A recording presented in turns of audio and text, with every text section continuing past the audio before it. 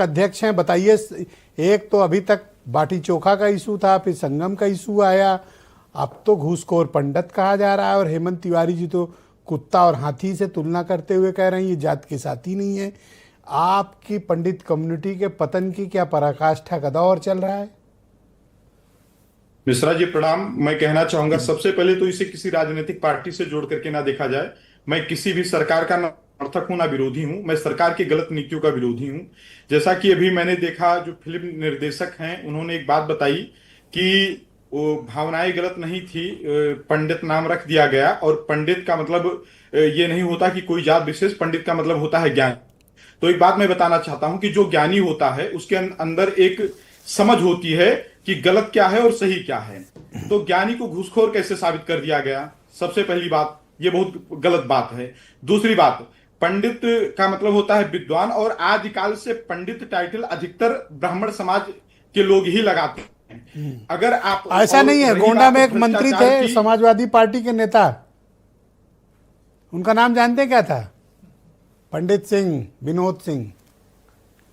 देखिए, बात यह है कि रही बात इसमें इस तरीके से मूवी बनाने नीरज पांडे और वो जो वाजपेयी हैं, मनोज वाजपेयी, उनकी, तो नीरज पांडे को जिस तरीके से उन्होंने बनाया है, हम नीरज पांडे को नीरज पांडे ना कह करके नीरज पापी कहेंगे, और मनोज वाजपेयी को मनोज वाजपेयी ना कह करके मनोज वायहाक कहेंगे।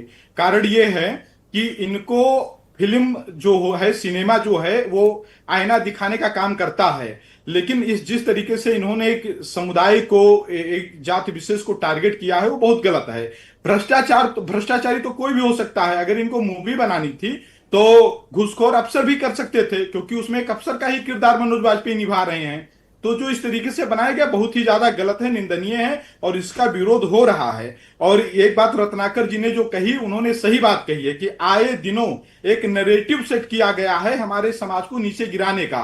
कभी ठाकुरों को गुंडा, मवाली, विलन दिखाया जाता है, जमींदार दिखाया जाता है, जमीन छीनने वाला दिखाया जाता है। पंडितों को पहले पोंगा पंडित बताया जाता था, लालची पंडित बताया जाता था, अब घूसखोर पंडित ये लोग बता रहे हैं। तो ये बहुत ही है। फिलहाल एफआईआर हो गई है, और उम्मीद करते हैं कि उत्तर प्रदेश पुलिस जैसे नहीं, एक बात बताइए आप मुझे, आपकी भावना तब आहत नहीं हुई जब खुलेआम हेमंत तिवारी ने आपकी कम्युनिटी को की तुलना कुत्ता और हाथी से की?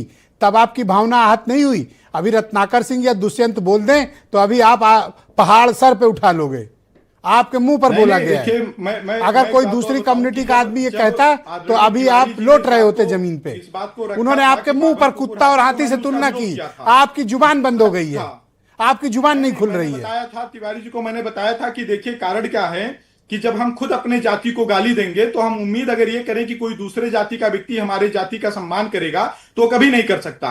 कहावत क्यों बनाई गई, किसने बनाई, हम लोगों को पता नहीं। मैं फिर बता रहा हूं, एक प्लान के तहत एक नैरेटिव सेट किया जाता है ब्राह्मणों को अपमानित करने के लिए, उनको नीचा दिखाने के लिए, जबकि ब्राह्मण जो है एक आईना रहा है।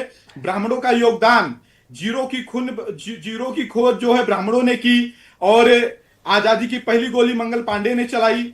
खंड खंड भागों में बटा हुआ भारत को अखंड भारत बनाने वाले आचार्य चाणक्य थे। तो इनके त्याग बलिदान को देखते हुए भी इनको मूवी बनानी चाहिए। मतलब नीरज पांडे, मनोज वाजपेयी के त्याग को नहीं देखोगे कि कितने अच्छा सिनेमा बनाया, आपका मनोरंजन किया उन बेचारों ने, उनसे एक गलती हो गई तो आप इतना नाराज हो, और इसी पैनल में बैठ के आपकी तुलना कुत्ता हाथी से हो गई। आपकी जुबान को लकवा मार गया है पांडे जी। देखिए मिश्रा जी, मैं इन दोनों चीजों का विरोध करता हूं। मैंने तिवारी जी का भी विरोध किया था पिछले डिबेट में, इस बार भी विरोध। दुष्यंत जी रुक जाओ भाई, दुष्यंत जी रुको आप। जो कि जगत की सिर्फ मैंने बताया, पांडे जी बोलेंगे। साक्षर हैं तो मनोज वाजपेयी के लिए सब चीजें बोलना, ये तो नहीं, सिर्फ सर्वेश पांडे की जुबान को लकवा मार गया है। अभिनय की बहुत। दुष्यंत जी आप रुको भाई, आप बीच में बोलो। अरे दुष्यंत जी रुको, पड़ी लकड़ी मत लो भाई। शिक्षा का मतलब नहीं है कि एक विशेष समुदाय को अपमानित करना। शिक्षा का मतलब क्या, किस तरीके से शिक्षित हैं? ये वामपंथियों का गढ़ है बॉलीवुड, ये वामपंथियों का, कम्युनिस्टों का गढ़ है बॉलीवुड।